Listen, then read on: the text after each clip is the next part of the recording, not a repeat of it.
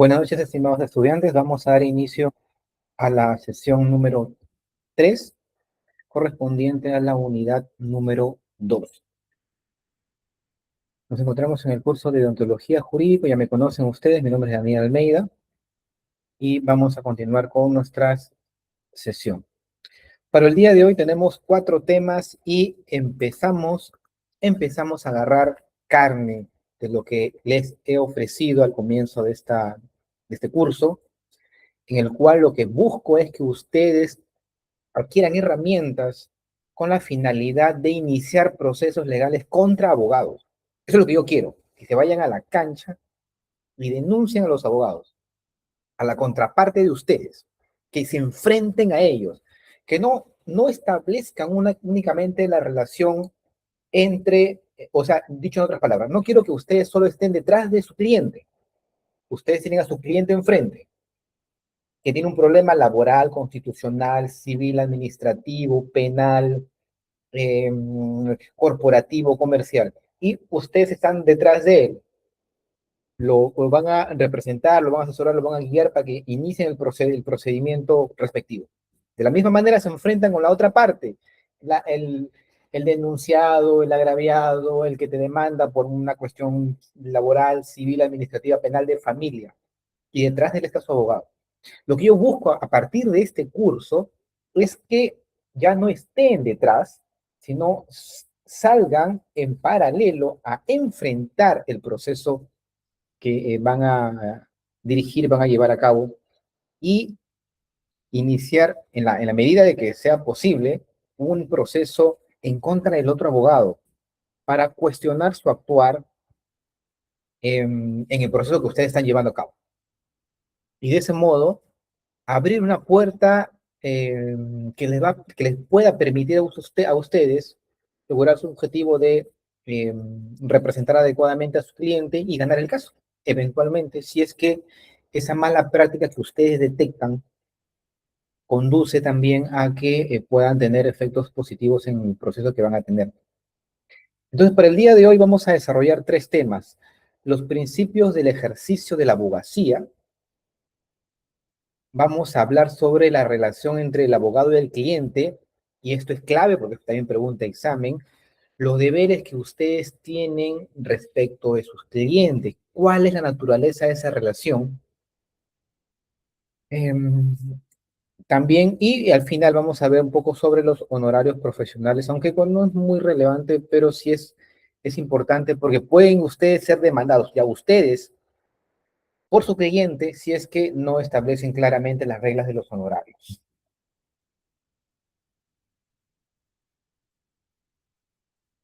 Entonces, el propósito de esta semana número 3 es que ustedes puedan reconocer, identificar e interiorizar los principios del ejercicio de la abogacía. Yo pongo énfasis aquí en que ustedes interioricen porque ustedes van a ser abogados dentro de unos meses, ¿no?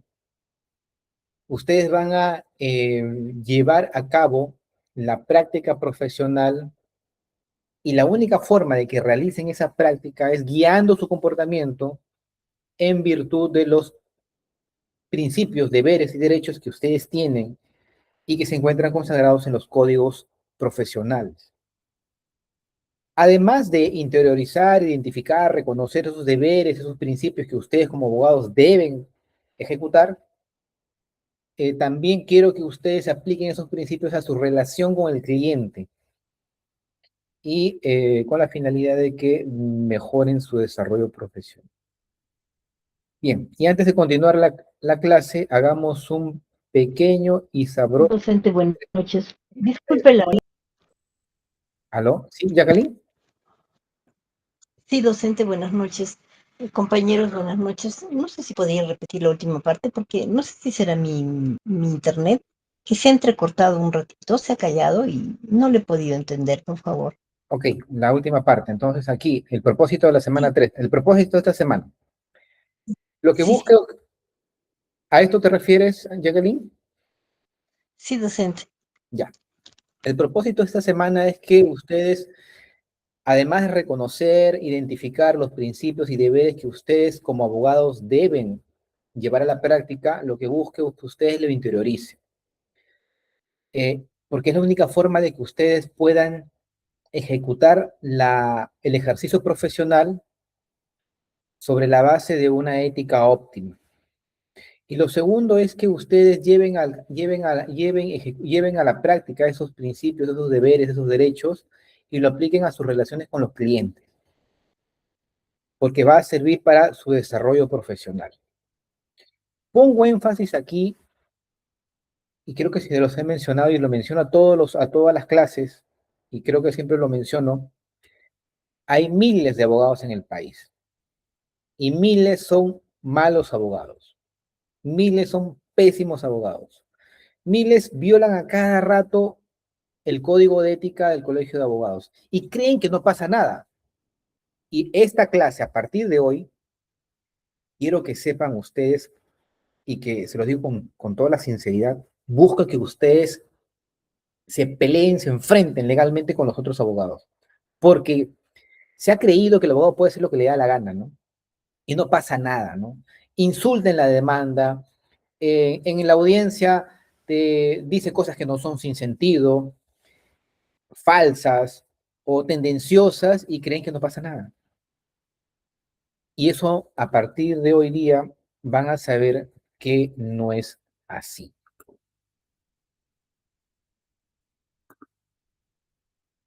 Entonces, y para continuar, vamos a hacer una pequeña paréntesis, un sabroso entremés, como decía en El Chavo del Ocho y el Chabolín Colorado. No sé si ustedes sí, seguramente han visto, pues, ¿no? Que cuando daba un capítulo del Chavo, el Chapulín Colorado, ellos decían, vamos a dar un pequeño entremés, ¿no? O sea, un pequeño sketch chiquitito. Ya, algo así es esto. Un abogado que trabaja seguramente pongamos, en una parte lejana a la audiencia que tiene que ir, ve la posibilidad de subir el metropolitano, porque el metropolitano te lleva rápido, pero está tan ajustado de tiempo que decide colarse. El abogado, para llegar a su audiencia, entra al sistema del metropolitano, paga su cuota, marca su tarjeta, pero aprovechándose una pequeña rendija en el correteo que todos tienen, ¡pum!, se cola y se sube al metropolitano. Pero es advertido por las cámaras lo ven y también algunos pasajeros lo ven y lo graban al abogado. Por supuesto que nadie sabe que es abogado. Y le hacen un escándalo, ¿no? Como dicen hoy día los muchachos, los jóvenes lo fundan, ¿no? Lo fundan al abogado. Bueno, nadie sabe con el abogado, pero este fulano se ha colado, sáquenlo, la gente grita, él no hace caso, no va a salir. Y pues alguien lo graba y lo sube a TikTok y dice, mira, este fulano se ha colado. Y después se descubre que era abogado. La pregunta que yo les hago es ustedes, ¿no? Pónganse que ustedes dentro de unos meses van a ser abogados y se cuelan en la fila del metropolitano. Cabe la posibilidad de que ustedes sean sancionados por el gremio, por el colegio de abogados al cual ustedes pertenecerán, de Junín, Ayacucho, Lima, cualquiera. Cabe la posibilidad de que ustedes sean sancionados por el consejo ético de su colegio por haberse colado en la fila del metropolitano o de cualquier transporte público. ¿Ustedes creen que es posible que se sancione a un abogado y se le suspenda, póngase un mes de ejercicio de la profesión por haberse colado en las filas del metropolitano? ¿O no? No es el caso. ¿Qué opinan ustedes? Vamos a sondear. ¿Quién quiere intervenir? Liz, te escucho. Sí, doctor, buenas noches con todos.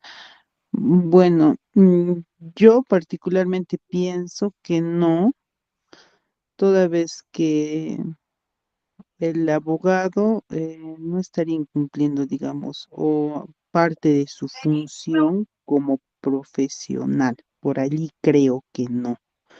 O sea, no va a haber manera de sancionarlo porque para cualquier sanción se entiende que debe de estar dentro de un ordenamiento jurídico, o en este caso dentro de una norma ética, ¿no? Si acaso está estipulado en algún reglamento, sí se podría sancionar, ¿no? Por allí va. Sin embargo, el tema de repente, el tema del escándalo, cuánto escándalo pueda generar, el hecho de que se ventile que siendo abogado y todo ello, quizá una medida de llamar la atención, o bueno, va más por la moral, ¿no? Entiendo. Esa sería mi participación, doctor. Ya, entiendo, Liz, que según tu opinión, solo el gremio puede sancionar a un abogado cuando dentro de su ejercicio profesional ha transgredido una norma. Y en este caso, haber subido al metropolitano y se coló no forma parte del ejercicio profesional. ¿A eso te refieres? Correcto, correcto, Ok, va por ahí. muy Sí. bien, gracias. Gracias, Liz. ¿Alguien más quiere intervenir? ¿Piensan que un abogado que se cola puede ser sancionado por su gremio con una suspensión del ejercicio profesional, una multa, una sanción? Ya implica, cualquier tipo de sanción implica que el ente competente lo haya procesado administrativamente al abogado. ¿Es posible que eso ocurra? ¿Quién más quiere intervenir? ¿Cabe la posibilidad?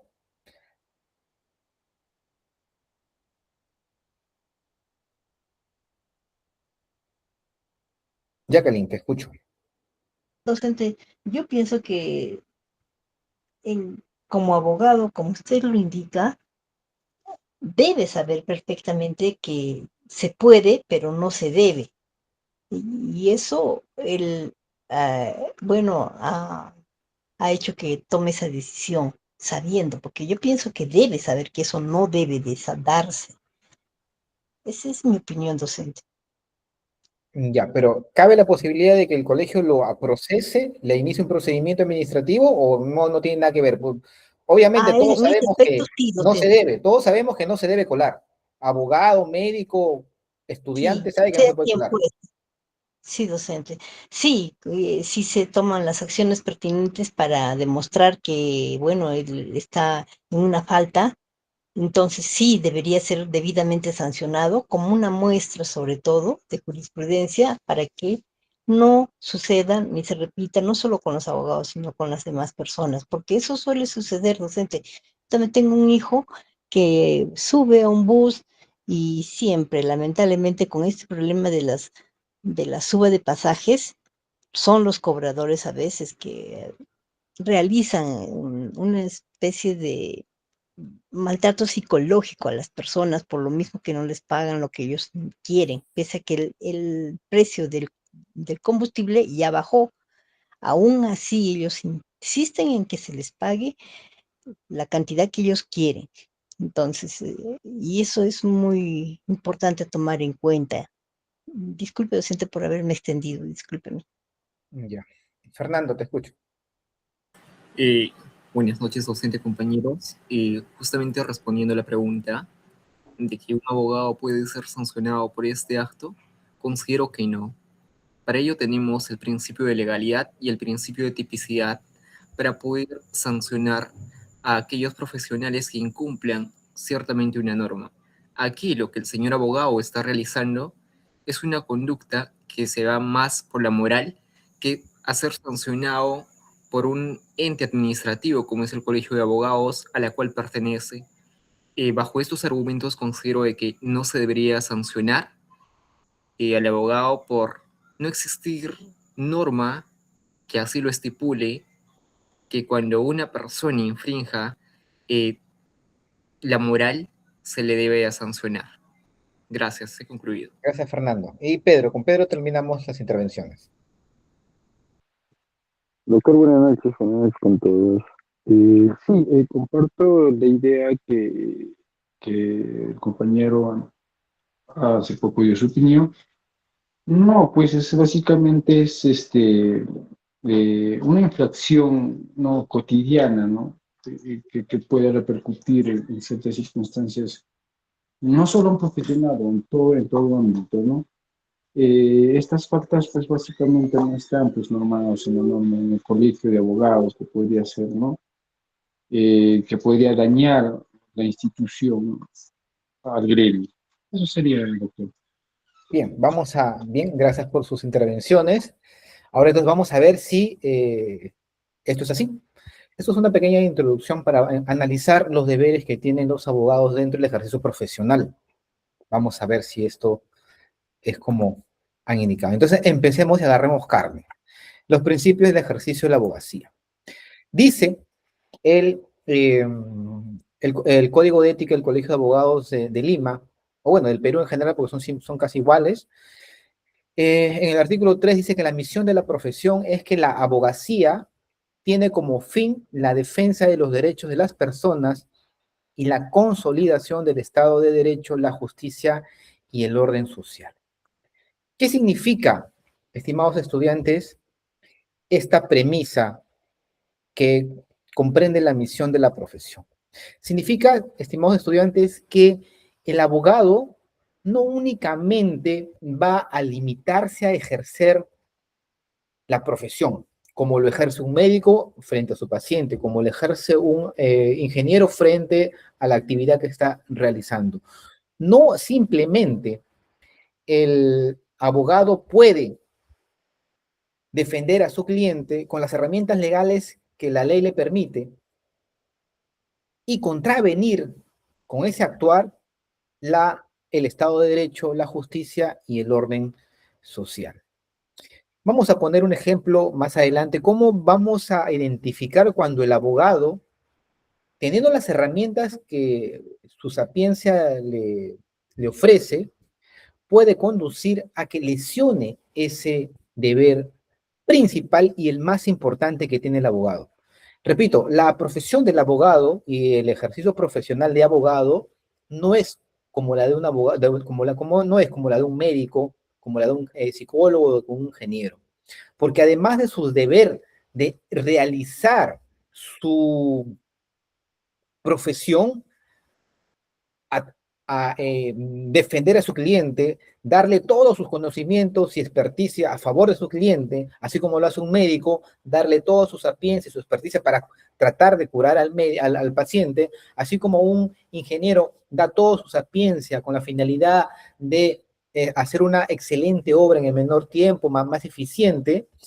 Y así como el abogado tiene el deber de brindar todo su conocimiento y su sapiencia para que satisfacer y mejorar la situación jurídica del cliente, no basta eso en el abogado. El abogado debe orientar todo ese saber, esa experticia para defender a su cliente, mejorar su situación jurídica, pero también ese ejercicio debe estar en consonancia con el deber plasmado en el artículo 3, que ustedes, más que defender a su cliente, escúchenlo bien, esto es potente, cambia la situación de cómo el abogado debe ejercer su trabajo.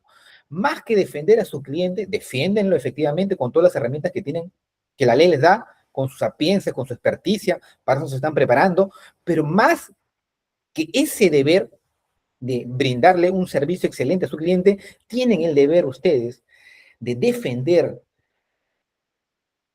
el Estado de Derecho, la justicia y el orden social. Vamos a poner un ejemplo más adelante, un poquito más, dentro de las diapositivas, cómo un abogado, por defender a su cliente, puede contravenir el Estado de Derecho, la justicia y el orden social. Ese es el primer bloque de deberes que tiene un abogado. Sus deberes se superponen al deber de ofrecerle un excelente servicio al cliente. Bien, también tenemos otros deberes, otros principios, como el deber de respetar la función de la autoridad y ejercer el derecho, cualquiera fuera el ámbito en el que se desprende, con sujeción a los principios de lealtad, probidad, veracidad, honradez y buena fe. Esto ya cuando el abogado empieza a ejercer la profesión. Otro punto muy importante que aquí se destaca con relación a este primer grupo de deberes es que el abogado y la abogada son servidores de la justicia. Ustedes no son únicamente servidores de su cliente. A eso es lo que quiero llegar. Su deber profesional es defender los derechos de su patrocinado. En efecto, ese es su deber en el ejercicio profesional, honrando la confianza depositada en su labor. Aquí este artículo da cuenta de los dos deberes que tiene el abogado. El abogado de defender los derechos de su patrocinado, que es el deber propiamente dicho en el ejercicio de la profesión, así como lo tiene un médico, que tu trabajo, su deber es mejorar la salud de la persona. Ustedes tienen el deber de mejorar la situación jurídica de su cliente, pero además ustedes son servidores de la justicia. Veamos a continuación ese segundo grupo de deberes que ustedes tienen con relación a sus clientes. Acá, artículo 6 del Código de Ética del Colegio de Abogados dice, en el inciso 1, actuar con sujeción a los principios de lealtad, probidad, veracidad, honradez, eficacia y buena fe. Esos deberes que se encuentran resaltados en color celeste, estimados estudiantes, son los deberes que deben ejecutar ustedes cuando brindan el servicio profesional y han identificado un cliente.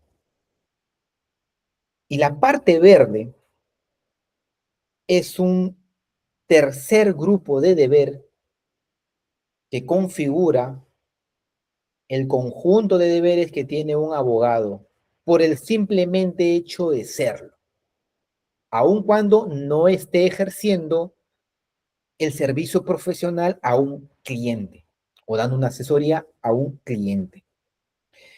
Así como del honor y la dignidad propios de la profesión. Aquí cambia la cosa.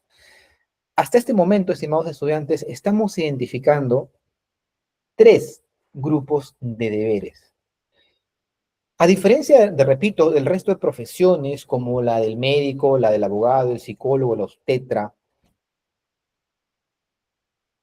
que tienen un único conjunto de deberes: mejorar la situación del paciente en el caso del médico. Y el médico también tiene un código de ética del Colegio de Médicos del Perú.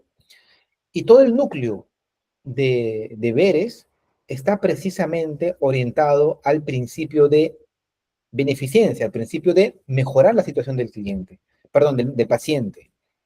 El principio de no maleficencia, el principio de no dañar al cliente, al paciente, de justicia, de tratarlo de la mejor manera, del principio de autonomía, respetar sus decisiones, su opinión del paciente, que es, en otras palabras, del cliente.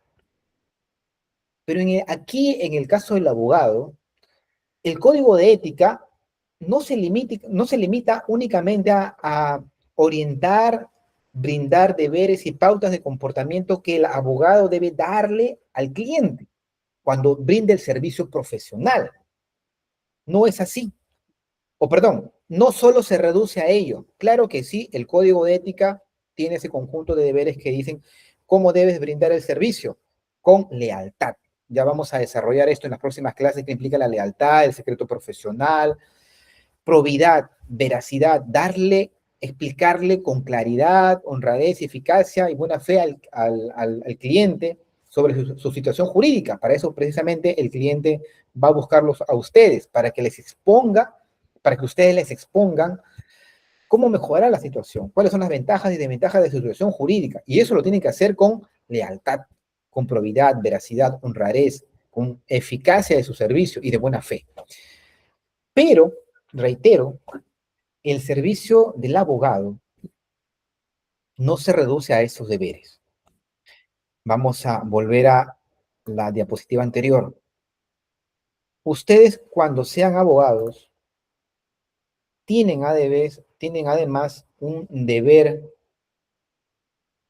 que se sobrepone a ese deber de brindarle al cliente un servicio de calidad. ¿Cuál es ese deber? El que ustedes no son cualquier persona, ustedes son servidores de la justicia, y ser servidores de la justicia lo son aun cuando no están brindando un servicio profesional, y más aún cuando lo están brindando. Y en ese contexto, el abogado tiene el deber de trabajar y brindar y hacer que su sapiencia y los conocimientos que ha adquirido dentro de su formación universitaria se ha orientado a consolidar el Estado de Derecho, la justicia y el orden social. ¿Qué más nos dice el código?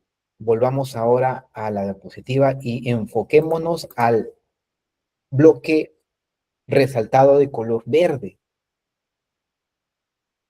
Es que además ustedes deben, estimados estudiantes, como abogados, deben actuar con honor y dignidad propio de su condición de abogados. Lo que significa que si ustedes se colan en la fila del Metropolitano, transgreden abiertamente un deber moral, efectivamente, que como cualquier ciudadano lo transgrede al colarse. Pero ustedes al colarse en la fila del Metropolitano, no dignifican y no actúan conforme a la profesión de abogado, lo que implica que ustedes son pasibles de una sanción tipo administrativa ante el colegio de abogados al cual ustedes van a pertenecer. Entonces, estimados estudiantes, comentando lo que hacía su compañero o referenciaba a su compañero sobre el principio de legalidad, ahí está tipificado el actuar contrario al honor y a la dignidad de la profesión. Si un abogado está caminando, está en el día a día, pasa una circunstancia que genera, pues, no discusión, como todos podemos discutir, pero el abogado le escupe al otro abogado, a un señor, a una señora, a quien sea, lo escupe en su ropa, en su rostro, en su piel. Ese abogado, por ese comportamiento que puede ser registrado, obviamente hay que probarlo con un audio, un video, hoy videos hay por cámaras hay por todos lados y te pueden grabar. Abogado es grabado escupiendo a vendedor ambulante. Abogado es grabado escupiendo a su contraparte abogado. Y por esa acción, ustedes van a ser, si alguien lo denuncia, y vamos a ver también después, ya dentro de unas semanas más, cómo se inician los procedimientos administrativos, van a ser procesados administrativamente por haber escupido a otra persona, por haberse colado en las filas del Metropolitano, por ser racista, te van a sancionado a referirte despectivamente a otra persona, insultar.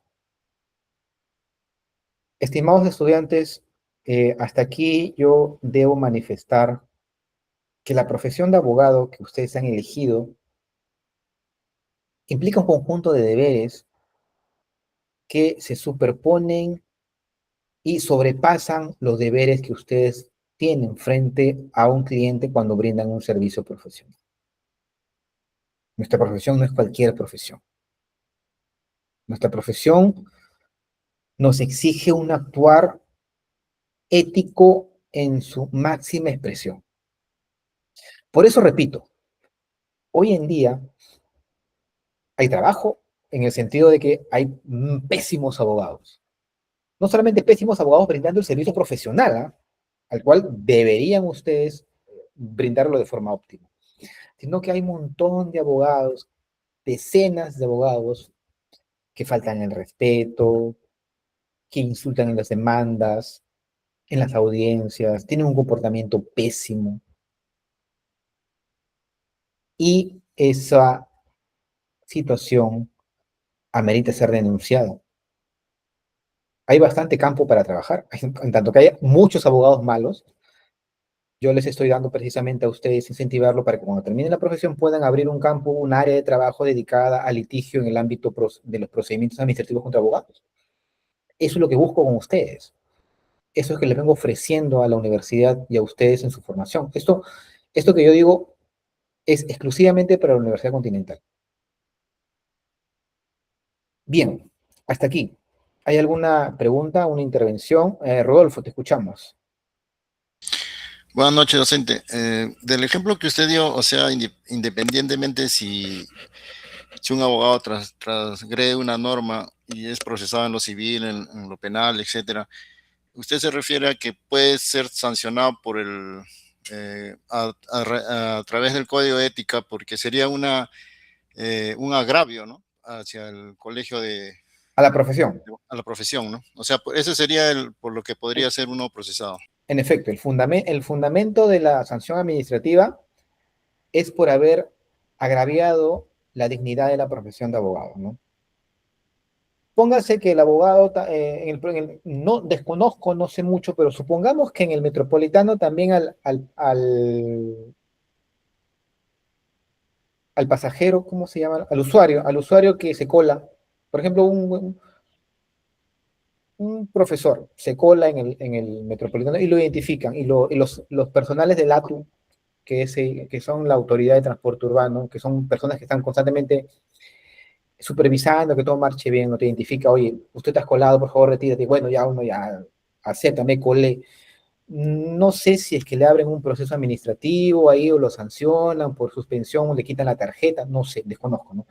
Pero supongamos que sea el caso que sí en el metropolitano te sancionan por colarte, o no sé, por insultar o por empujar a los otros pasajeros, ¿no? Esa sanción es independiente a la sanción que va a llevar sí o sí el abogado por haberse colado en el metropolitano con las pruebas de la grabación, de las denuncias de los otros pasajeros que lo vieron colándose, ¿no? Tienen un fundamento diferente. ¿Alguna otra pregunta, intervención al respecto? Fernando, te escucho. Doctor, solamente para preguntar justamente al caso propuesto, ¿qué viene a ser el orden social? Porque, o sea, si es que se realiza una interpretación, puede ser una interpretación muy extensa, y no sé si usted nos puede dar breves alcances sobre el significado, ¿no? El significado propio del orden social. Gracias. Vamos a retroceder un poquito entonces aquí. Bien. El concepto de Estado de Derecho es un concepto bastante identificable, y de justicia es un poco más difícil de transmitir, pero hay una idea. Todos tenemos una idea de justicia, y esta idea de justicia también se encuentra consagrada en las resoluciones de la Corte Suprema, en todas las instancias. El Tribunal Constitucional identifica la justicia como tratar a las personas en igualdad. Y este concepto de igualdad viene desde la tradición griega y romana, de dar a cada uno lo que le corresponde, la idea de justicia. El orden social también, en los cursos de Derecho Civil, ustedes lo han llevado también, o como se llama, se suele denominar orden público, se puede también identificar como pues borroso, poco identificable, ¿no? Pero el orden social, en términos prácticos y precisos, porque también todo el mundo lo sabe de qué se trata el orden social, es las normas que guían el comportamiento de todas las personas. En otras palabras, el ordenamiento jurídico es el orden social, estimado Fernando. Otra pregunta, ¿hay otra intervención adicional? No, por el chat hubo una intervención. Doctor, usted como abogado ya con varios años de trayectoria, ¿cómo se puede ser un buen abogado? ¿Cómo se puede ser un buen abogado? Uno, cumpliendo las normas éticas que se encuentran en el Código de Ética del Colegio de Abogados, y segundo, preparándose. Y en tercer lugar, especializándose. Si son abogados, yo veo, ponen su cartelito, civil, penal, familia, constitucional, laboral, pasa nada, ahí no es, especialícense. Especializarse significa que conocen un tema a cabalidad, y ustedes van a llevar los procedimientos ya como lo conocen, de forma rápida, como mantequilla, saben a qué se enfrentan, saben qué demandas van a hacer, saben qué argumentos van a utilizar, y obviamente como se están dedicando a ese tema, se van a especializar, y van a cobrar bien también, porque es algo que ustedes brindan un excelente servicio. Y además de cumplir los deberes que estoy aquí señalando en pantalla. Entonces, vamos a resumir los 3 grupos de deberes que el Código de Ética del Colegio de Abogados del Perú prescribe hacia el abogado. El primer grupo de deberes vinculados al estatus de la condición de abogado. Ustedes van a defender los derechos de las personas, de cualquier persona.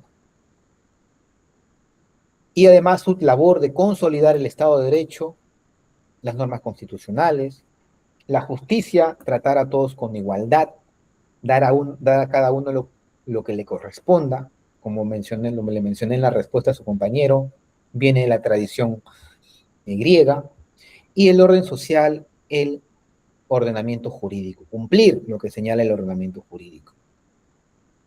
El segundo grupo de deberes son los deberes vinculados propios al ejercicio de la profesión. Ustedes deben poner al servicio de su cliente todos sus conocimientos, su experticia. Actuar diligentemente, vamos a ver de qué trata ese deber diligente más adelante, y guardar el secreto profesional. Muchas veces en provincia hay pocos abogados, hay pocos estudios de abogados, y a veces ocurre que un cliente va a un abogado y le cuenta el problema, y por X razones no se logra consolidar la relación abogado-cliente, no hay un contrato, no hay un contrato de locación de servicios para brindarle el servicio de abogado, y bueno, el cliente se va a buscar otro abogado y encuentra otro abogado que le va a brindar el servicio. Pero como vivimos en una ciudad pequeña, quizás viene la contraparte la primera persona que hizo la consulta y va donde el cliente, donde el abogado, a ustedes, y les cuenta su problema. Y el abogado mente dice, uy, pero acaba de hace un rato, el día de ayer vino el señor y me contó todo, me lo dijo todo. Uy, acá gano, dice el abogado. Eso no deben hacer ustedes. Eso no es ser leal. Eso no significa guardar el secreto profesional. El abogado dice, ¿sabes qué? No puedo brindarte el servicio por X razones. De eso se trata ser abogado. Y el tercer grupo de deberes son los deberes vinculados al honor y la dignidad de la profesión. Ustedes no son cualquiera, pues. Ustedes deben llevar una vida moral o intentar llevarla en su máxima exigencia. Actuar en la vida cotidiana conforme a los deberes éticos.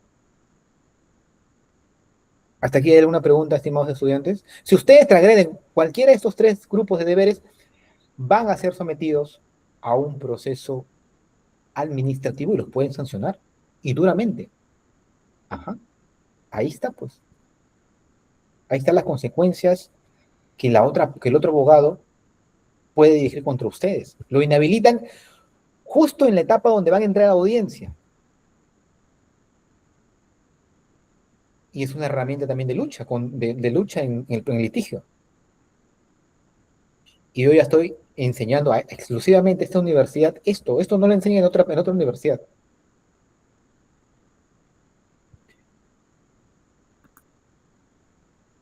Bien, vamos a continuar ahora un poco más, vamos a profundizar sobre los principios de la abogacía. Hay tanto para decir aquí, pero bueno, el tiempo es corto, Entonces, veamos lo que señala la ONU. Miren lo que señala la ONU y cómo es que se respalda la idea de que ustedes tienen deberes que se sobreponen a los deberes hacia su cliente. La ONU tiene unos principios básicos sobre la función de los abogados. Miren el artículo 12. Los abogados mantendrán en todo momento, en todo momento, el honor y la dignidad de su profesión en calidad de agentes fundamentales de la administración de justicia. Esto respalda el grupo de deberes número 1. Ustedes trabajan para consolidar el Estado de Derecho, la justicia y el orden social. Y también, obviamente, estos principios básicos regulan las obligaciones o los deberes que tienen para con sus clientes, ¿no? Prestarles asesoramiento con respecto a sus derechos y obligaciones. Efectivamente, viene una persona y les cuenta su problema jurídico y ustedes le dicen, ¿sabes qué? Estos son tus derechos, pero también estas son tus obligaciones. Y exponerle de la forma clara y precisa sobre su situación. Así como respecto al funcionamiento del orden jurídico. ¿Sabes qué, señor? Usted tiene un problema laboral. Yo le explico cómo funciona la administración de justicia en el aspecto laboral. Hay una entidad que se encarga de supervisar, hay un órgano de justicia en materia laboral. Usted tiene un problema penal, bueno, en el problema penal trabaja el Ministerio Público, trabaja el Poder Judicial, hasta la policía también. Tienen que decirle al cliente el funcionamiento del ordenamiento jurídico, en tanto sea pertinente a los derechos y obligaciones del cliente. Claro que sí, pues tampoco le van a dar una clase de derecho al cliente, ¿no? Sino que le van a explicar eh, todo lo concerniente a su problema jurídico, a su problema laboral, constitucional, administrativo que puede el cliente tener. Prestarle asistencia en todas las formas adecuadas a su cliente, prestarles asistencia ante los tribunales de justicia. Bueno, ya vamos a verlo con detalle. Pero lo que quiero aquí destacar con estos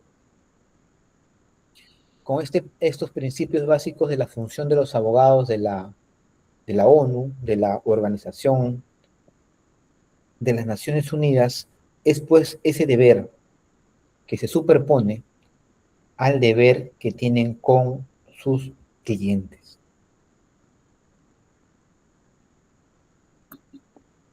Avancemos. Bien, ya sabemos los deberes, los 3 grupos de deberes. Ahora hablemos de la relación abogado-cliente. Pregunta de examen.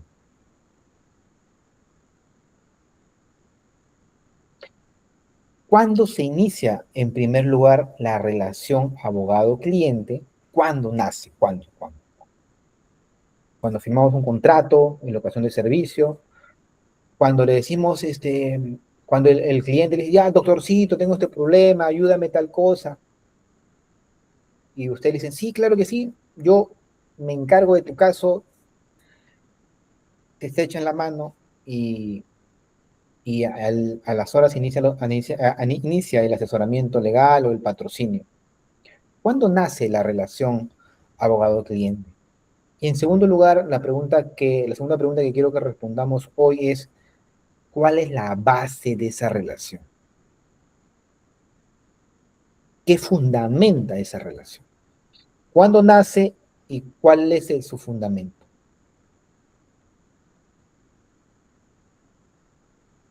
Y la relación abogado-cliente se establece desde el primer contacto que tiene el cliente con el abogado. Desde que el cliente viene a buscarlo a ustedes para una consulta o asesoría jurídica, para que lo patrocinen, ya nace desde ahí la relación abogado-cliente. Repito, la relación abogado-cliente no nace desde el momento en que ustedes firman un contrato de locación de servicio. Hago un paréntesis aquí. Quítense esa idea, esa imagen de que los abogados ya no firman nada y todos de palabrita, ¿no?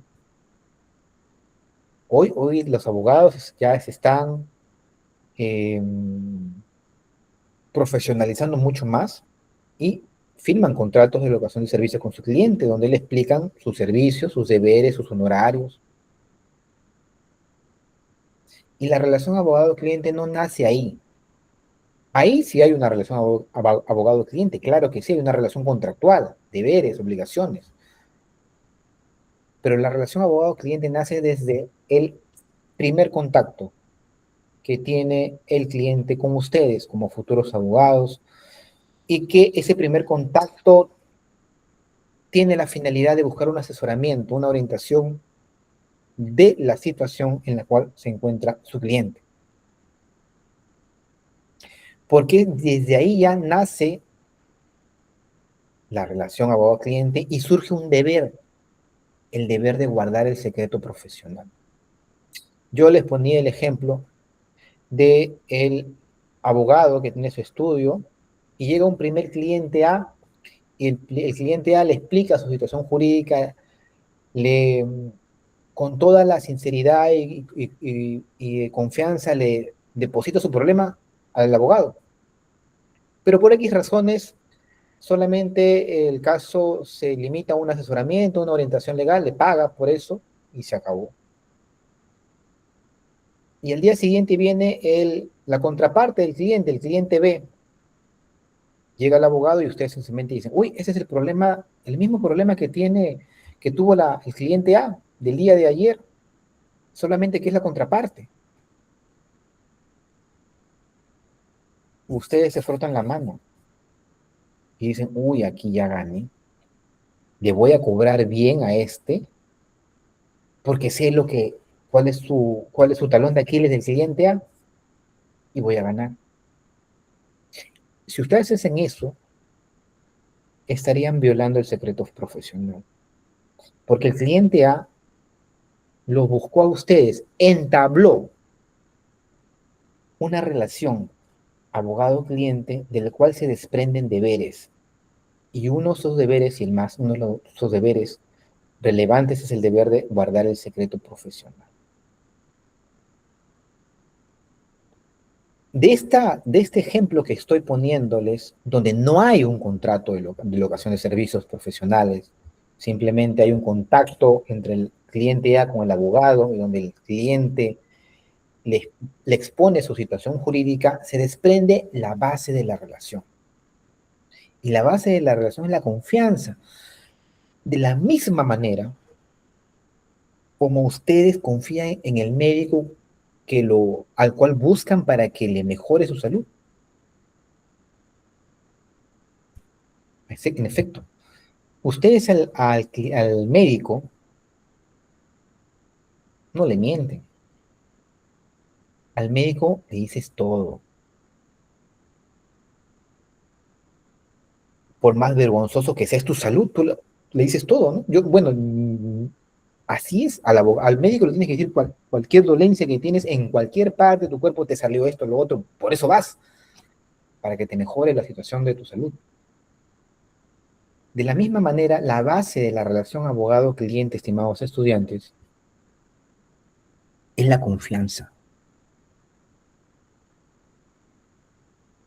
Ese valor moral es la base de la relación abogado-cliente, porque sobre la base de la confianza es que el cliente va a ir a ustedes, les va a buscar y les va a decir, así estoy. Se va a desnudar frente a ustedes, jurídicamente hablando, y les va a decir, esto me ha pasado, ayúdame. La base de la relación fundada en la confianza desprende el deber del secreto profesional. Entonces, la relación abogado-cliente es esa relación que se entabla cuando el cliente le solicita a ustedes sus servicios legales. Y el servicio legal no se limita a que lo patrocinen y los asesoren en un procedimiento judicial, sino también dando la consultoría. El abogado, en tanto que es el servidor de la justicia y con el deber profesional de defender los derechos de los patrocinados, de actuar honrando la confianza depositada en su labor, que es la base de su relación con el cliente. Ustedes depositan confianza el cliente deposita confianza en el abogado. En base a la confianza se le debe entregar la información que tenga para mejorar la defensa. Y así el abogado tiene el deber del secreto que está constitucionalmente protegido. El cliente, sobre la base de la confianza, es que le entregue información a ustedes. Les da herramientas para que lo defiendan. Como contraparte de esa confianza, de esa necesidad de que el cliente le brinde a ustedes herramientas, documentación, información, surge el deber de guardar el secreto profesional.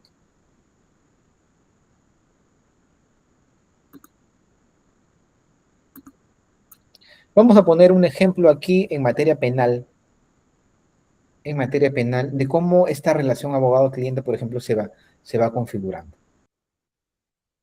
En el expediente 74-2015 Lima, en materia penal, la sala tuvo a bien de establecer algunas pautas de cómo la relación abogado-cliente en materia penal se debe desenvolver.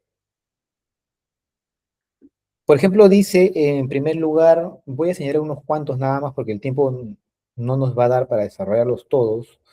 Por ejemplo, se señala que no requerir de ningún formalismo previo a la participación de abogados en actos urgentes e inaplazables, sino solo el simple consentimiento de su presencia por el requerido de la justicia, lo cual lo legitima como defensor.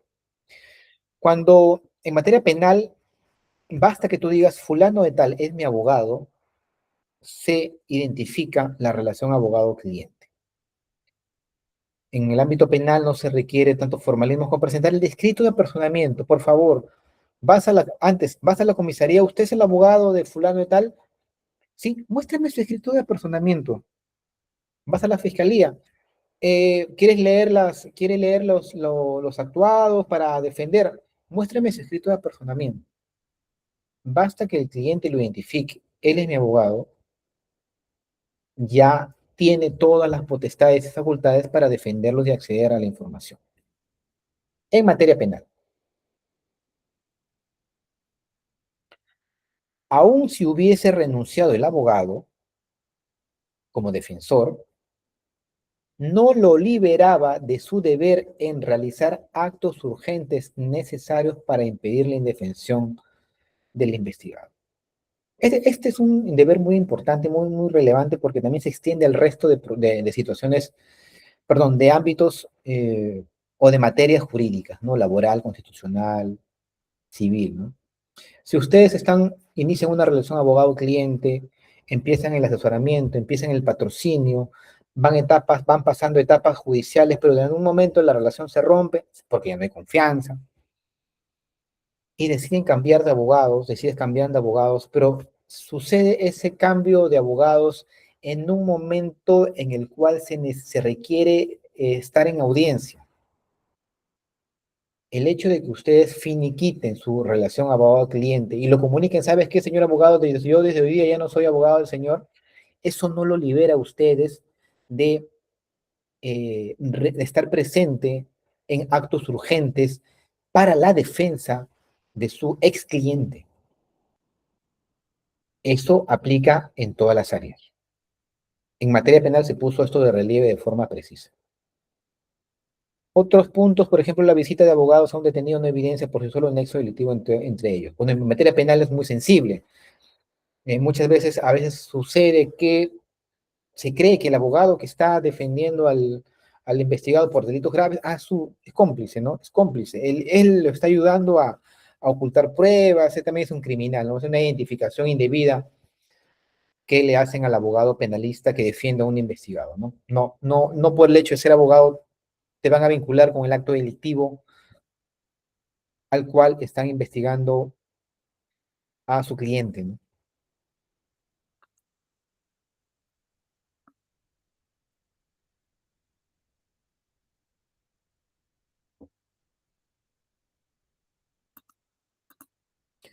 Bueno, mira, acá hay más deberes. Guardar el secreto profesional, por supuesto, en el punto 5.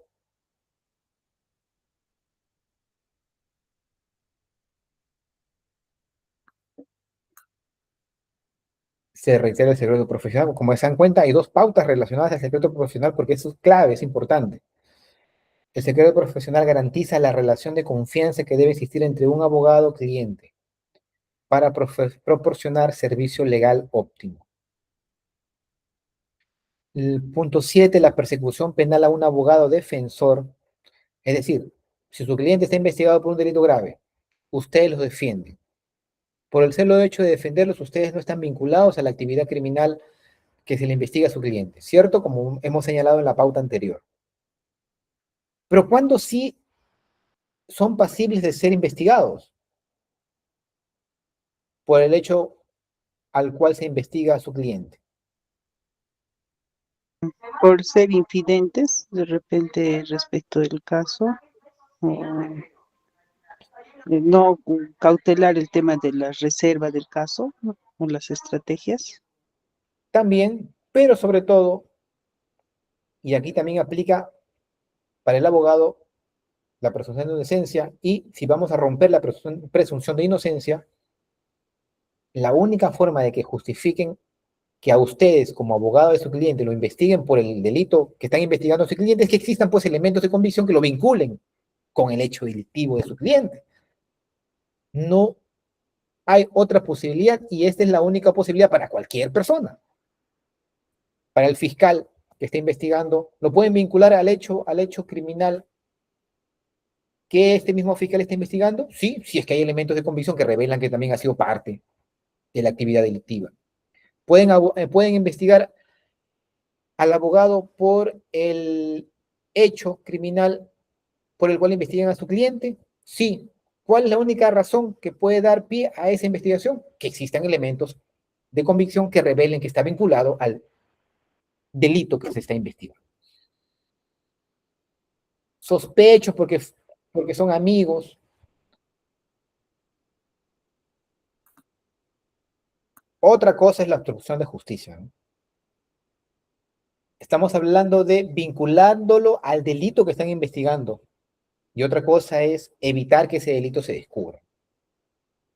Y además es un delito, ¿no? Obstruir la justicia es delito de encubrimiento real, borrar huellas, delito de encubrimiento, perdón, borrar huellas de la actividad delictiva, encubrimiento real, sustraer a la persona de la acción de la justicia, encubrimiento personal, son delitos. Y el abogado que te defiende con toda su experticia no te está sustrayendo de la justicia, ¿no? Te está defendiendo, te está buscando que tu situación cambie. En suma, estimados estudiantes, para que un abogado lo investiguen por el hecho por el cual también investigan a su cliente, es porque existen elementos de convicción que lo vinculan a ese evento delictivo. Ahora, vamos a pensar aquí un poco. A ver, recordemos los tres grupos de deberes que hemos dado a conocer al comienzo de esta clase. Y aquí viene justamente un tema vinculado al ejercicio profesional y al cumplimiento de los deberes que se superponen a los deberes vinculados al ejercicio profesional, es decir, a los deberes referidos a defender, consolidar el Estado social de derecho, la justicia y el orden social. Ustedes son unos expertos, abogados penalistas e interrogadores. Están defendiendo a un cliente y solo existe un testigo que vio el evento delictivo y ustedes, después de que el fiscal lo interroga al testigo, vienen ustedes, tipo Harvey, el abogado, ¿cómo se llama el abogado de la serie Suits? Se llama Harvey, pero su otro nombre, su otro apellido, el apellido no recuerdo. Harvey Specter.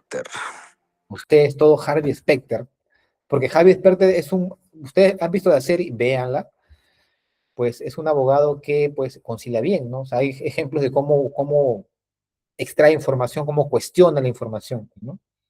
Usted es todo Harvey Specter, se acomoda en la corbata y dice, este testigo es mío. Y se doblan los dedos, se sacan conejos, se arreglan el cabello, se acomodan los lentes y se preparan para el cross-examination, es decir, el contrainterrogatorio. Tienen al testigo enfrente, la fiscalía ya interrogó al testigo y ahora viene el contrainterrogatorio. Ustedes están defendiendo al acusado y ustedes tienen saberes especiales de cómo contrainterrogar. Y tienen un testigo que dice la verdad, que saben que usted está diciendo la verdad, pero que lo pueden hacer que su testimonio no adquiera esa relevancia propia en el que el caso lo permite esclarecer, ¿no? Y aquí viene la pregunta. ¿Puede el abogado hacer cross-examination o hacer el contrainterrogatorio a un testigo adversario, ¿no? El testigo que ya inculpó a su cliente con el interrogatorio del fiscal.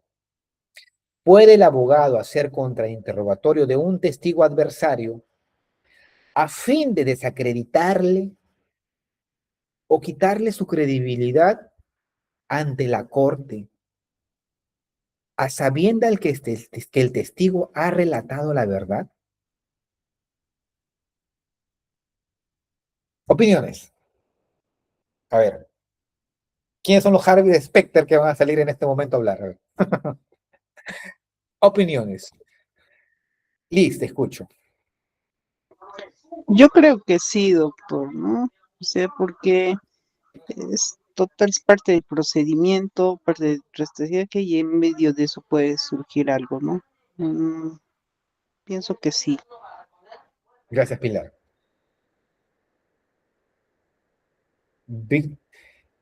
A ver, Víctor dice, sí, pero no es ético, pero justamente estamos hablando en el ámbito ético, pues. Pilar dice que sí lo puede hacer, y entiendo que Pilar me dice que sí lo puede hacer porque eso no implicaría una contravención ética, ¿no?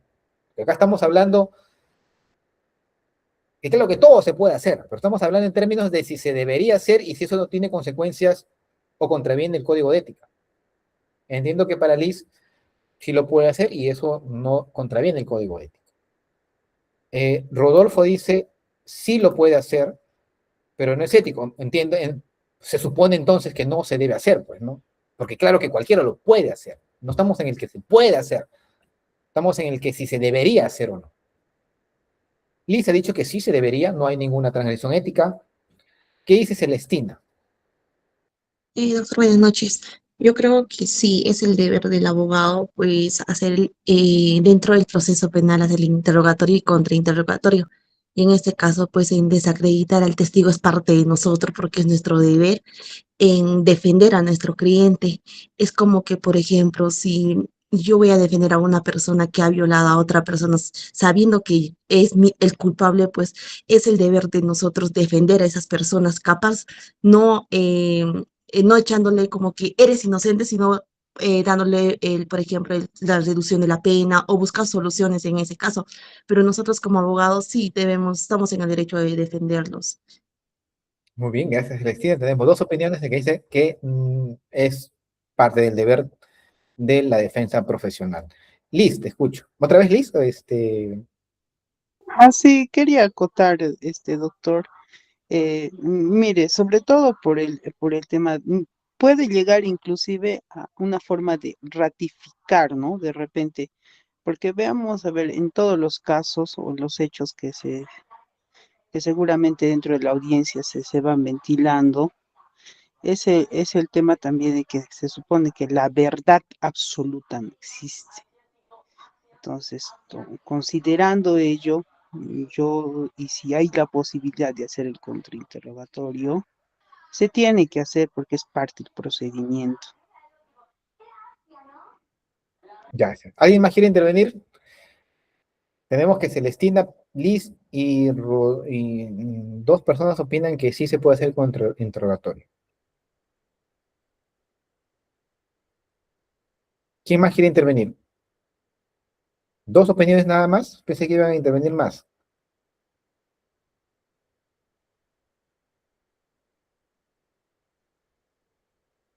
Bueno, entonces yo voy a elegir.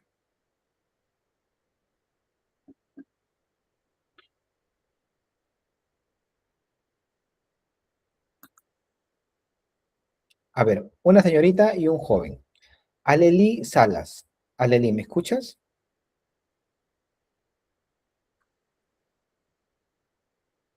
Aleli. Aleli Salas.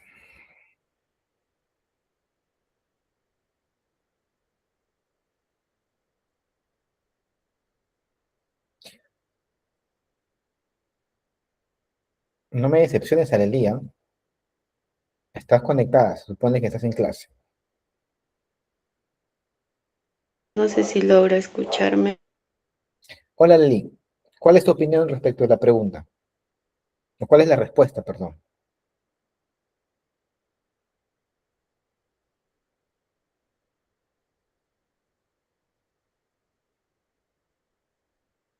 Ah, ¿aló? Te escucho, Aleli. Sí, creo que no me están.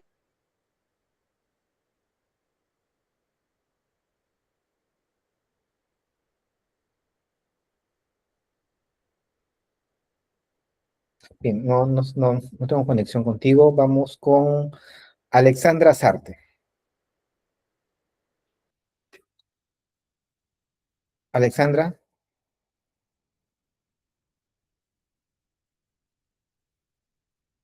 Alexandra,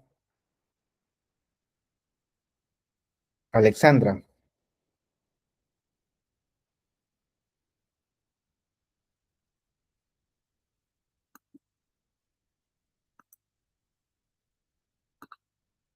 Tampoco está Alexandra. Esther Esmeralda. Esther Esmeralda. Doctor, buenas noches. Discúlpeme, yo acabo de ingresar. Estoy viendo en la pantalla la pregunta. Ya, entonces si no has estado recién te has conectado, voy a buscar a otra persona. Francisca Lavilla. Francisca.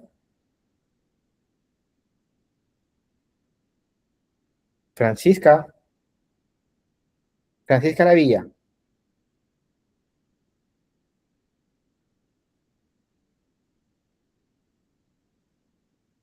Janet Fluker.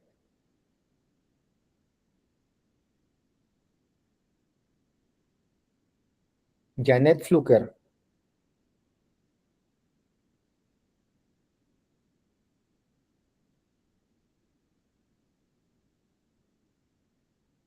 Janet. Marlene Escobar. Marlene Escobar.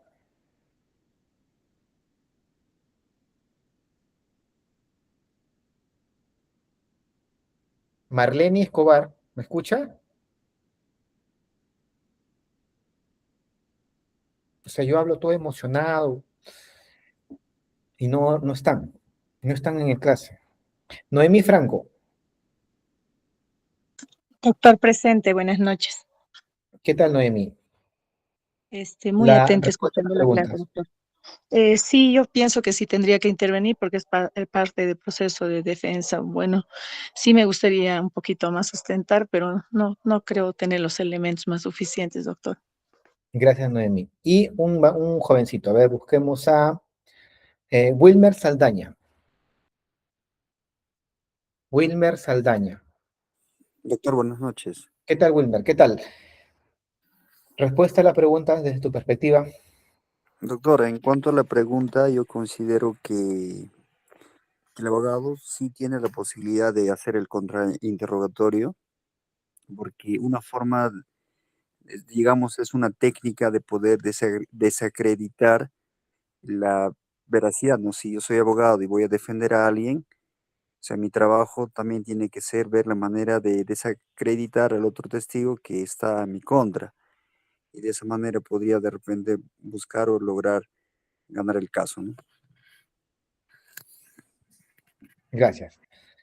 De acuerdo a la deontología, de acuerdo a las normas que estamos estudiando nosotros, no es ético, es contrario a los principios de la abogacía, realizar un contrainterrogatorio a sabiendas, a sabiendas del que el testigo ha relatado la verdad. Porque esto contraviene el conjunto de deberes del primer grupo.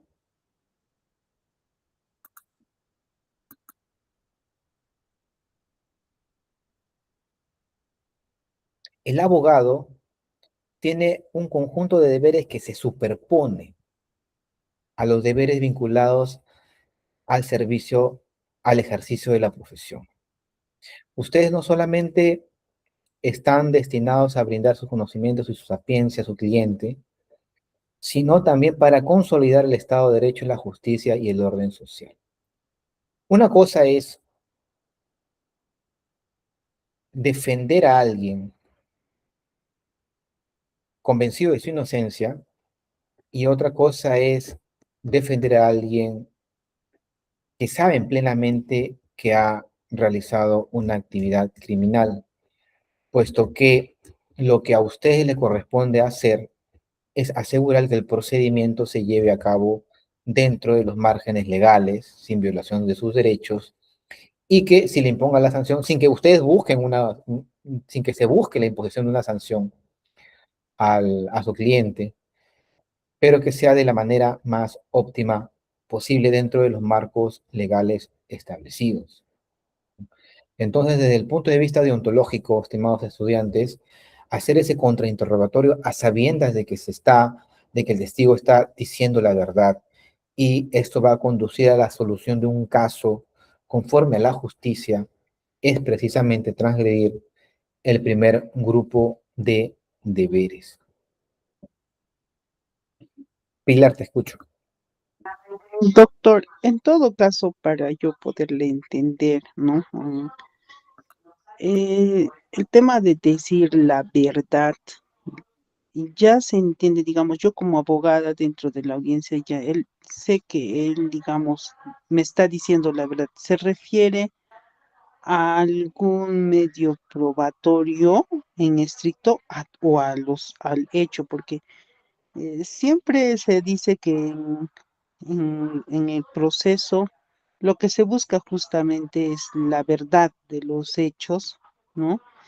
Y pues la única manera de saber yo como abogada, la verdad, es haber visto yo mismo, haber sido testigo de, de lo que va a decir la otra persona o haber estado ahí in situ quizá.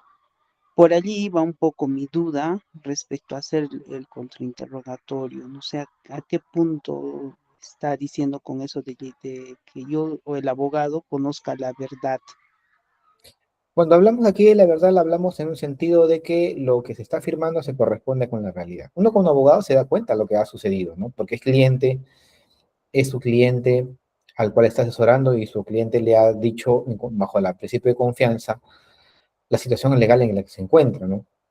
Y el abogado también complementa lo que está sucediendo con la otra parte, con la contraparte, ya sea un tema penal, civil, siempre hay segunda posición, una posición que se contrapone a la de ustedes, pero uno como abogado se da cuenta que hasta qué punto lo que ha sucedido en la realidad se corresponde con las afirmaciones que dan las personas en sus demandas, en sus escritos, ¿no? Entonces, cuando hablamos de la verdad, estamos hablando en un sentido lato, en un sentido común, de que identificar que lo que ha sucedido realmente ha sucedido, ¿no?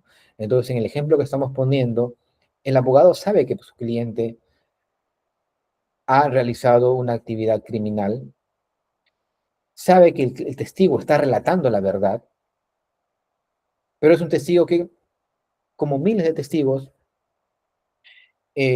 tiene puntos flacos que alguna persona sabe los puede cuestionar y obtener alguna ventaja para su cliente. Y a eso se refiere el caso, ¿no? Entonces, cuando una persona, un abogado, utilizando toda su experticia, realiza ese contrainterrogatorio que tiene una finalidad de desacreditar al testigo que está relatando la verdad y sabe que lo está haciendo así, es un comportamiento contrario a la ética, contrario a la búsqueda de la justicia, porque vas a lograr una injusticia. Te vas a llenar de plata, sí, pero estás logrando una injusticia. Y el abogado tiene el deber de consolidar la justicia. Son servidores de la justicia, no servidores de la injusticia, ni servidores de su cliente que tiene mucha plata y les dice que lo defiendan a toda costa. Escucho, Celestina. Doctor, pero en este caso creo que al momento de las audiencias, la fiscal te pregunta si quieres hacer el contrainterrogatorio. Entonces nosotros estamos dispuestos a decidir si queremos hacer el contrainterrogatorio o no queremos ser partícipes. en ese caso. Pero si nosotros queremos ser contrainterrogatorios porque necesitamos hacer o absolver algunas dudas que tenemos, más allá de que queramos cobrar el dinero o no es el dinero, creo que es el buscar la ventaja de que nuestro patrocinado no sea tan como que no se le pese más la pena, buscar la reducción o ver que se les acredita algunas cosas. En ese caso, porque en la práctica, vayamos en la práctica, vi en algunos estudios jurídicos que ellos hacen el contrainterrogatorio, por más que el testigo diga la verdad, pues, porque es su trabajo en sí del abogado, pero en ese caso, ¿cómo nosotros podemos hacer eso? No, yo no he dicho que no se haga el interrogatorio. El ejemplo es muy preciso. El ejemplo es muy puntual. Puede el abogado hacer el contrainterrogatorio de un testigo adversario a fin de desacreditarle o quitarle su credibilidad a sabiendas que el testigo ha relatado la verdad. No se está diciendo que no hagan el contrainterrogatorio. Hay marcos de acción para realizar el contrainterrogatorio, para que les crezcan dudas, para que se determine algún punto que no estaba claro, para advertir quizás de algunas falencias en el testimonio.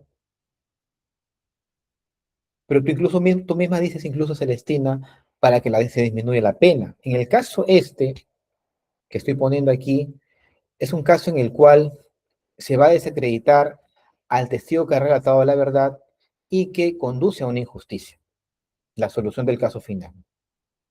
Entonces, el abogado que realice esa práctica no va a lograr una justicia, logra un beneficio para su cliente en el sentido de que lo puedan absolver, pero logra una injusticia.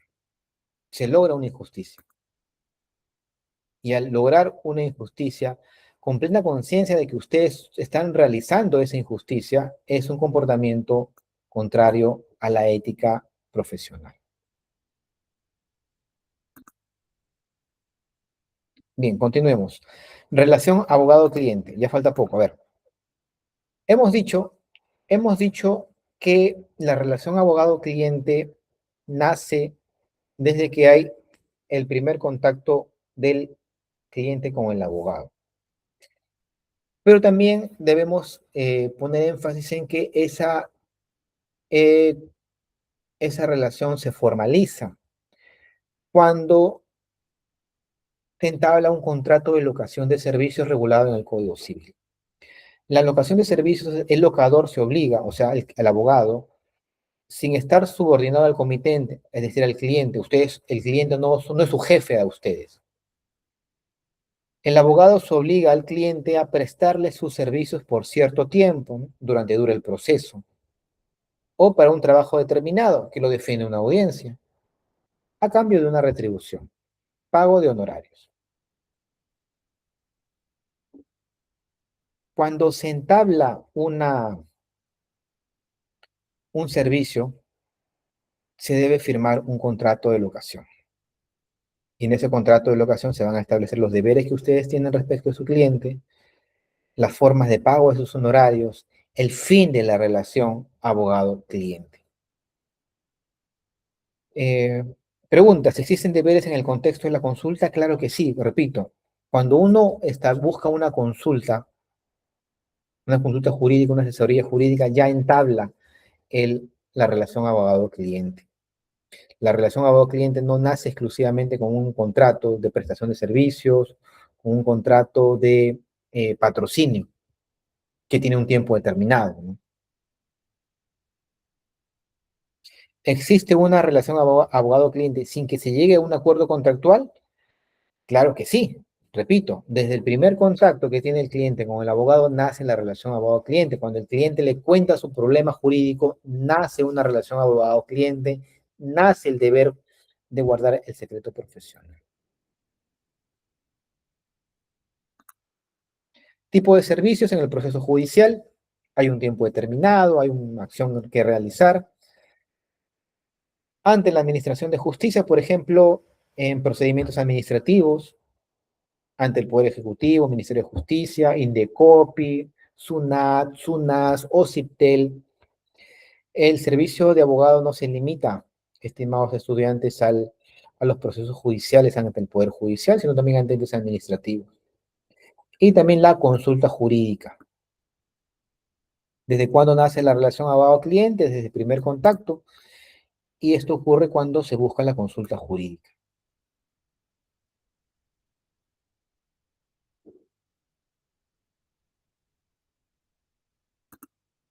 Lo dejamos esto que está aquí como una conclusión.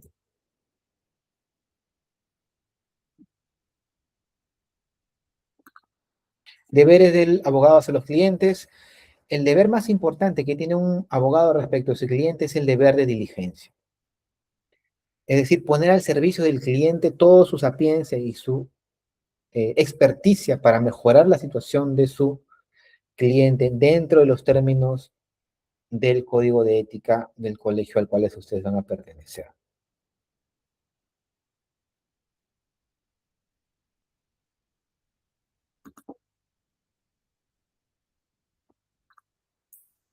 El principal deber, el deber más importante que tiene el abogado respecto al cliente es el deber de diligencia.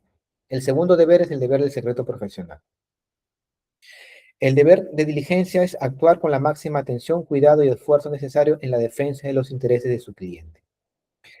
Aquí algo que tocar brevemente.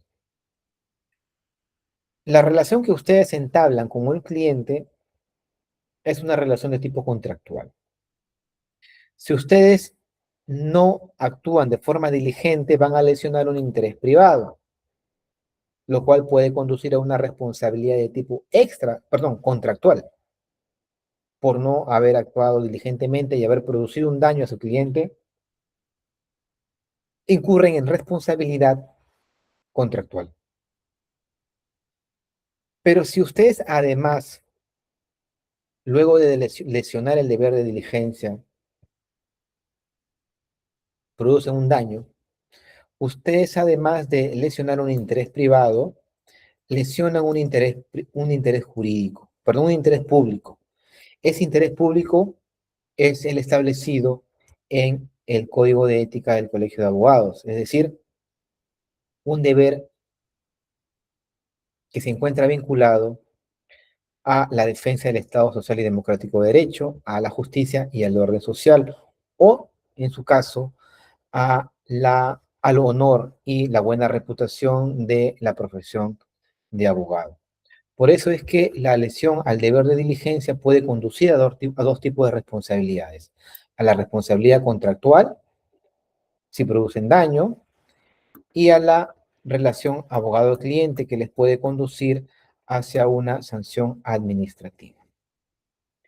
Y por último, los honorarios profesionales. El honorario profesional es el pago que el cliente le hace a sus servicios. Y muy importante, si ustedes quieren reclamar adecuadamente sobre sus honorarios, plásmenlo en un documento. Esto es, en un contrato de locación de servicios. Hasta aquí, ¿hay alguna pregunta sobre la clase que hemos dado el día de hoy?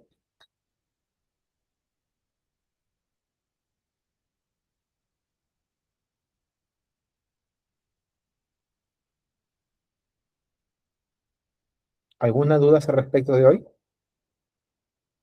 No, Bien, entonces vamos a hacer un feedback de lo que hemos visto hoy día. Y con eso nos despedimos. Esta semana número 3 inicia la provisión de conocimientos, destinada a que ustedes puedan identificar los deberes que tiene el abogado, tanto para ejercer la profesión, tanto para consolidar el Estado de Derecho, la justicia y el orden social, como para consolidar y resguardar la buena reputación de la profesión de abogado. Estas tres vertientes de deberes puede conducir a que el abogado sea sometido a un procedimiento administrativo. El procedimiento administrativo que vamos a ver después se va a iniciar porque ustedes han transgredido uno de estos tres deberes. Por eso es que es necesario que ustedes los identifiquen claramente. En cuanto al primer grupo de deberes, es de reiterar que ustedes no son cualquier persona, si son personas al servicio de la justicia. El segundo grupo de deberes es el deber vinculados al ejercicio profesional y el deber más importante es el deber de diligencia. Si ustedes no son diligentes al momento de brindar el servicio a su cliente, se les traspapela un documento que deben presentar en la demanda, van mal preparados a la audiencia, presentan recursos fuera de tiempo, eso les va a ustedes a llevar a iniciarse un procedimiento en su contra ante el Colegio de Abogados. Si producen daño, pueden incurrir en responsabilidad contractual. Y bueno, es el tema de la responsabilidad contractual, ya ustedes lo ven en otro curso, pero me importa lo primero. Transgredir el deber de diligencia va a conducir a la responsabilidad de tipo administrativa, y es justamente materia del curso. Voy a explicar cómo funciona el procedimiento administrativo dentro de las próximas clases todavía. Y el tercer grupo de deberes vinculado a que ustedes tienen que hacer respetar la profesión. No son cualquier persona, son personas que deben actuar en su vida cotidiana optimizando el actuar ético. Además, también debo poner de relieve aquí el inicio y la base de la relación abogado-cliente. La relación abogado-cliente nace desde el primer contacto que tiene el cliente con ustedes, y la base de esa relación es la confianza. La confianza conduce a un deber, que no es el más importante, pero es el segundo más importante, que es el guardar el secreto profesional. Una vez que ustedes después deciden entablar esa relación, formalizarla, surge ya el deber de diligencia. Actuar poniendo al servicio de su cliente todo su conocimiento y su experticia. Lealtad, probidad, buena fe. ¿Hay alguna pregunta hasta aquí? Si no la hay, nos vemos la próxima clase, estimados estudiantes. A mí me agrada saber sus intervenciones y continuamos con la temática propia del procedimiento administrativo. Fernando, te escucho. Doctor, solamente una pregunta. Justo usted acaba de mencionar lo que viene a ser el secreto profesional como regla general, pero no sé si cabería excepciones a la regla general, ¿no? Que son ¿qué es el secreto profesional? Y si es que habría, ¿cuáles serían esas excepciones? El secreto profesional, claro que sí, también tiene excepciones, ¿no? Vamos a este punto, hay una diapositiva en la siguiente clase que lo vamos a detallar. Ya estamos con un minuto para finalizarlo y vamos a continuar con los deberes, y dentro de ello vamos a detallar más a profundidad lo que es el secreto profesional y sus excepciones. ¿Está bien, Fernando? Para no apurarnos, hay una diapositiva dedicada a eso. Correcto, doctor. Si Gracias. no hubiera una pregunta sobre los temas que hemos visto, 3 grupos de deberes, relación abogado-cliente, base de la relación abogado-cliente, nos despedimos y hasta la próxima semana. Nos vemos.